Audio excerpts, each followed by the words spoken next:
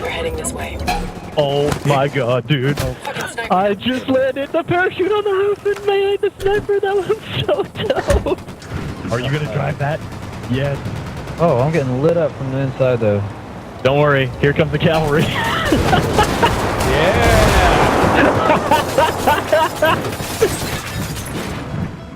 Hey there folks, Chris Waters here with the UB blog. I am hot off of playing a few hours of Ghost Recon Wildlands. Okay, I've got the rear. I drove it too far. I'm in a bad position. And I got to talk to Dominic Butler and Noradine Aboud about the game, about customization, about how you make it your own, and how that transitions between solo and co-op. Uh-oh, mortar, get out of that. Oh, nice shot. We started off with one of the things that I've been really looking forward to getting my hands on, which is character customization. Yeah. Right from the get-go, you get to make your ghost. That's it. We want to make sure the player has the total freedom of choice to express themselves whatever way they want. That starts from the very beginning of the game with the creation of your ghost.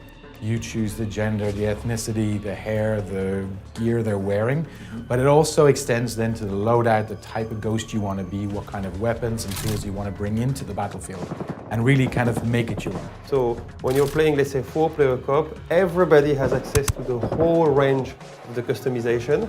If you decide to customize your weapon in a certain way, maybe you can specialize in sniping gear, whereas one of the other guys is going to take something more as a direct approach. So the combinations are already massive as a single player game, but if you mix this with all the gamers and all the creativity, it's gigantic.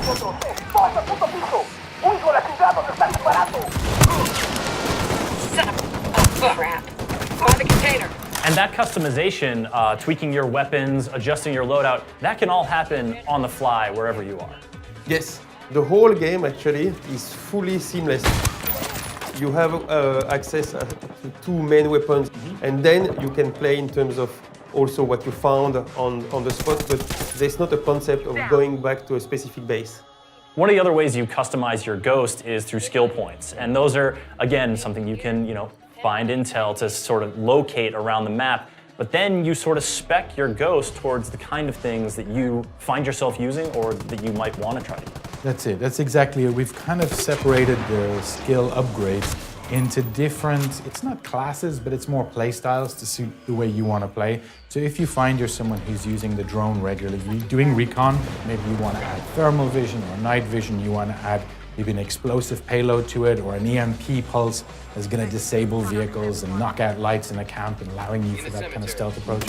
Maybe you're someone who likes to play with the different sort of tools and equipment that we give you, so C4 and mines and flares and different types of grenades, and it's about the way that you want to play. And then as you play in co-op, those things become complementary, right? Because it's maybe we've spec'd out in a similar way, or maybe we've spec'd out in different ways, and I can kind of play a little bit of a role. It's not a formal class structure, but you can kind of play a role within the team, and you come together and kind of greater than the sum of your parts. Yeah, let's do weapons free. Yeah.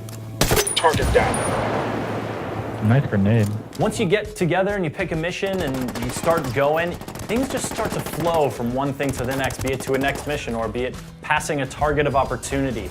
On this, the big thing we had to do is basically accept that the people are free, which is something at the same time very exciting, but can also be a bit stressful. Yeah. Because it means that you don't control all those elements. Sometimes you're like, how am I going to explain or understand if I need to do this or that? But actually, when you're playing it, you actually don't need it.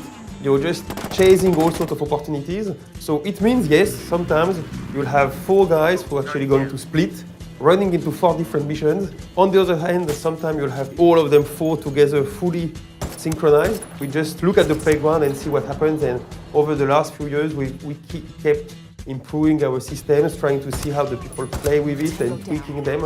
Until now, we can just let the players get crazy in that world. I'm looking at a small group of tangos. Oh, this guy's gonna get me. Oh, nice.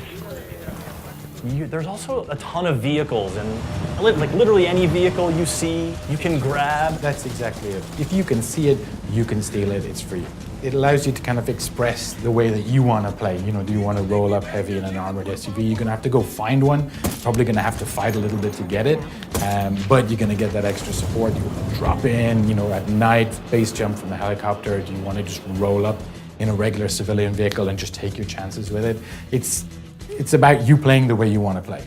As a player, if you look at this game, you're not going to say, oh, that's the jungle game, or that's the mountain game. Because in fact, Bolivia is very varied, it's very rich, and the way it's interesting, it's in terms of gameplay situations. Because for instance, just simple things like line of sight, you're not going to play the same way if you're in the salt flats, where you can clearly see anything that moves, as opposed to playing more in the jungle or more in the mountains. So what is interesting here is that it's visually exciting, but also in terms of gameplay, it opens a wide array of situations. Fuck, we're heading this way. Oh my god, dude. Fucking sniper. I just landed the parachute on the roof and man, the sniper, that was so dope. Oh, I'm getting lit up from the inside though. Don't worry, here comes the cavalry.